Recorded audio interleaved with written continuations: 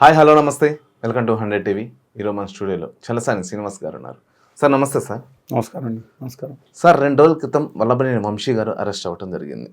దాని తర్వాతనే రేపు జగన్మోహన్ రెడ్డి గారు ములాఖత్కి వెళ్తున్నారు. అప్పుడు 144 సెక్షన్ పెట్టే అవకాశం ఉంది అని అంటున్నారు. ఇది ఎలా చూడుస్తారు అసలుకి? రాష్ట్ర ప్రభుత్వం తన శాంతి భద్రతల సమస్య వస్తున్నట్టు 144 పెట్టడం తప్పేం కదండి. ఇప్పుడు ఆయన జైలుకి వెళ్తున్న నేపథ్యంలో అక్కడ అనేక మంది వేలాది మంది ముందు బీయింగ్ లీడర్ వచ్చు, ఆయన డెఫినెట్గా వెళ్ళినప్పుడు వస్తారు. అక్కడ ఏమైనా ఇబ్బంది జరుగుతుందేమో జైలు డెఫినెట్గా పెడతాం తప్పేం కాదండి. రాష్ట్ర ప్రభుత్వం తన పరిస్థితి బట్టి నేను తీసుకున్నాను. దాంతో పాటు అసలు మళ్ళీ ఎదురు అభిప్రాయం. అసలు వల్లభనేని వంశీ గారు అరెస్ట్ అవ్వడానికి కారణం వెనక జరిగినటువంటి కక్ష సాధింపు చర్య అని అంటున్నారు. దాన్ని మీరు ఏం చెప్తారు? ఒకటండి, చాలా మంది చెప్తా ఉన్నారు ఆయన అసెంబ్లీలో మాట్లాడతాను ముందు వాళ్ళ అమ్మాయి అక్కడ ఉంటే వాళ్ళ మీద ట్రోల్ చేసిన దాని మీద బాధతో మాట్లాడి మేబీ దట్ మేబీ ఫ్యాక్ట్ అండి, అది కూడా తప్పే. కానీ ఒక రాష్ట్ర ముఖ్యమంత్రి గారి కుమార్తె ఏ రోజు కూడా రాజకీయాల్లోకి రాగలేదు, ఏ రోజు అనుచితంగా అసభ్యంగా రాజకీయాల గురించి మాట్లాడలేదు. అసలు ఏ రోజున కనపడ్డారు ఆవిడ మీకు? లేదు. అలాంటి ఆవిడ్ని ఇంకొంతమంది ఇంతకన్నా ఇంకో తెలంగాణ ఒక మంత్రి లింక్ చేసి అసలు రాజకీయాల సంబంధం లేకుండా అమానవీయంగా చేయటం మాత్రం నిజంగా ఏం జరిగింది అయితే నేను తప్పే అంటాం కదా. కానీ అన్యాపదేశంగా అసెంబ్లీలో కొంతమంది మాట్లాడతాం, బయట కొంతమంది మాట్లాడతాం, అమానవీయం కదండి. ఇందాక మీరు చెప్పారు ఇది మీరు వచ్చినప్పుడు, అదే ప్రొఫెసర్ నాగేశ్వర గారు కూడా మాట్లాడారు, ఏదో అన్నారు. దాంట్లో కూడా నాగేశ్వరరావు గారు కూడా తప్పు మాట్లాడారండి. కులాలు చిచ్చు పెడతాను కానీ చూడకూడదు, సచ్చే అభ్యుదయవాదిగా గౌరవిస్తాం. సరే, ఆయన నన్ను ఒక టీవీలో రాకుండా 3 సంవత్సరాలు చేశారు అని నేను ఆయన యూట్యూబ్ ఛానల్కి వెళ్ళి పెట్టాను. వామపక్షవాది గౌరవిస్తాను, వ్యక్తిగతంగా అంతకుమించి నేను మాట్లాడకూడదు. కానీ ఆయన ఏం మాట్లాడారు, ఈ నేని వీళ్ళకి మాత్రం వేరేదా, వీళ్ళకి వదిలేస్తారు, బెయిల్స్ వస్తాయి, నందిగం సురేష్ కులాలు చిచ్చు పెడతాం ఎందుకండి ఆయన తెలియకుండా, ఇది తప్పండి. మిగతా విషయాలు చాలా ఉంటుంది, నేను తప్పు కాదని మాట్లాడేది చర్చ కూడా సిద్ధమే. అసలు దీంట్లో అంటే లోకేష్ తన అమ్మగారి పేరు మీద అమ్మగారిని చేసిన ఆయన్ని కులం పేరు చెప్పి వదిలేస్తాడన్నట్టు ఇండైరెక్ట్గా మాట్లాడి ఆఖరి మాత్రం ఓవర్ రైట్ ఏది రైడింగ్ కింద ఎలా యాక్షన్ తీసుకోవాలని పక్కన పెట్టిండి, అది కవర్ డ్రైవ్ వదిలేసేయండి. అంటే లోకేష్ తన అమ్మగారి పేరు మీద ఉందని కులం గురించి వదిలేస్తాడని చెప్పి మాట్లాడుతుంది తప్పు కదా. ఇప్పుడు ఎవరన్నా తల్లి నాకు దేవత అండి, నాకు మీకు దేవతలు చాలా మంది ఉంటారు. నాకు తెలిసిన ప్రత్యక్ష దేవత ఈ ప్రపంచం మొత్తం అవల్లో తల్లి ఒక్కతే. ఆ తర్వాత సావిత్రిబాయి పూలే గారు లాంటి వాళ్ళు, మిగతా వాళ్ళు తర్వాత ఎవరన్నా సరే మీకు కనపడే మిగతా దేవతలు ఎవరు నాకు అలాంటి తన తల్లి అంటే అత్యంత ప్రాభామానాలు ఉన్న వ్యక్తి కూడా లోకేష్ గారు. తన తండ్రి కంటే తల్లితోనే చాలా అంటే తండ్రి గారు నేను అసెంబ్లీలో చెప్పారు కదా, ఎప్పుడు రాత్రి రావడం 9:30-10 గంటలకి, చిన్నప్పుడు బాగా పడుకు మార్నింగ్ వెళ్ళిపోవడం చెప్తున్నాను. స్కూల్కి ఎట్లా ఇవన్నీ నేను చాలా 10-15 సంవత్సరాలు చూడలేదు అన్న అంత అంటే అంత అటాచ్మెంట్ తల్లితో. తల్లి చాలా కష్టపడే ఆవిడండి, షీ హస్ టేకెన్ కేర్ అనమాట లైక్ ఎనీథింగ్. అందుకని తన తల్లిని అంత మాట అన్న తర్వాత ఊరుకుంటాడని అనొచ్చా? సరే, ఆ కేసు మీరు ఏదైతే వంశీ గారు ఉన్నారో యాక్చువల్గా మిగతా కేసులో బెయిల్ తెచ్చుకున్నారు ఆయన సుప్రీంకోర్టు దాకా వెళ్ళి.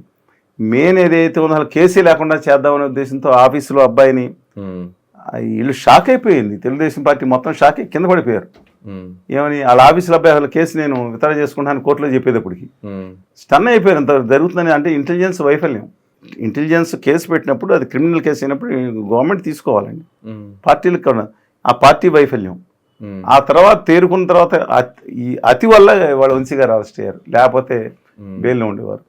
అతను కిడ్నాప్ చేయించి అసలు కేసే లేకుండా చేసేద్దాని పాత్ర అది I don't want say beyond that, అది వ్యక్తిగతంగా ఉంది. కాబట్టి ఇది ఒక రాష్ట్ర ముఖ్యమంత్రి, నేను మాజీ ముఖ్యమంత్రి గారి కుమార్తె, ఒక మాజీ ముఖ్యమంత్రి గారి భార్య, ఒక మంత్రి గారు రిప్రజెంట్, ఒక ఎమ్మెల్యేస్, ఒక కేంద్ర మంత్రిగా ఉన్న బీజేపీ అధ్యక్షురాలు సిస్టరు, అన్నిటికంటే ఎన్టీ రామారావు గారు కుమార్తె అండి నాకు కన్సర్న్.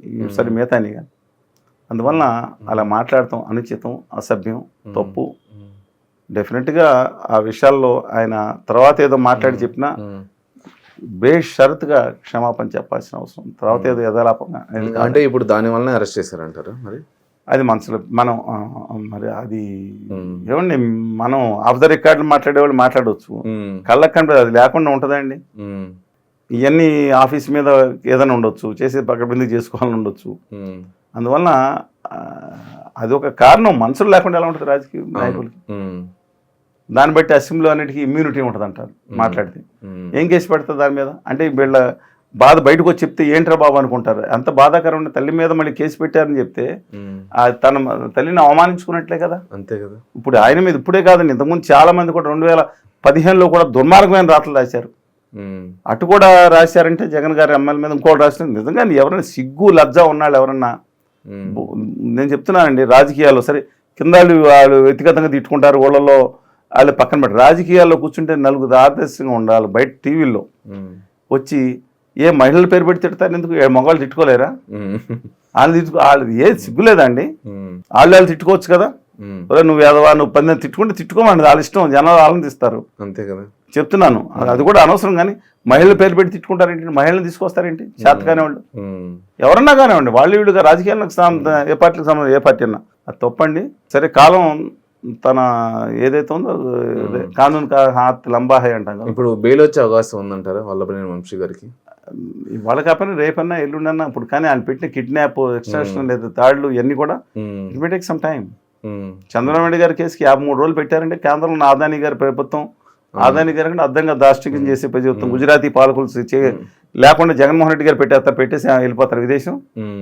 దక్షిణాది స్టార్ వాట్ లీడర్లు కానీ చంద్రబాబు నాయుడు గారు నచ్చిన నచ్చపోయిన అది నిజం, అది చెప్తున్నాండి. No I may differ with number of issues that's entirely different as per policies are concern. రాష్ట్రానికి జరుగుతుంది ఆమె మీద కట్టిన తీయట్లేదు. కానీ ఇది ఒక 73 సంవత్సరాల అనారోగ్యంతో వ్యక్తిని తీసుకొచ్చి ఎక్కడెక్కడో పొద్దున రాత్రి వరకు అన్ని కిలోమీటర్లు తీసుకొచ్చి రాత్రి 11 గంటల వరకు ఇంటరాగేట్ చేసి మళ్ళీ 2 గంటలు వేపేసి పరీక్షలు 2 రోజులు మళ్ళీ జైలు పంపించి బాధాకరం కాదండి. మీరు తప్పుంటే యాక్షన్ తీసుకుంటే వేరు. అందువల్ల నేను అప్పుడు మన విజయలక్ష్మి గారు దీక్ష చేస్తే వెళ్ళి వచ్చాను ఇంతకుముందు. అలాగే మన లోకేష్ గారు దీని మీద ఢిల్లీ దీక్ష వస్తే మిగతా వాళ్ళు రాలేదు, నేను ప్రొఫెసర్లు కలిసి వెళ్ళి వచ్చాం. అక్టోబర్ 2వ తారీఖున ఢిల్లీలో ఈ విషయం సంఘీభావం తెలియజేయడానికి 99% మీడియా చెప్పదు, అది వేరే సంగతి. మా మీద జగన్మోహన్ రెడ్డి గారు పెట్టిన కేసులు కూడా చెప్పరు, వేరే వాళ్ళ కేసులు మాత్రం చెప్తారు. ఎన్ని ఇబ్బందులు పెట్టినా సరే సరే let us look back beyond that అండి. ఇలాంటి రాజకీయాలు మంచిది కాదు. కక్షాదింపు చర్యలు అనేది కూడా దాని మీద కాన్సన్ట్రేషన్ చేయకూడదు. పాలన చేయాల్సింది చాలా ఉందని చెప్పి నా ఉద్దేశం. కాన్సన్ట్రేషన్ మిగతా దాని మీద పెట్టాలి. Course law will take its own course అండి. Okay sir, okay, thank you.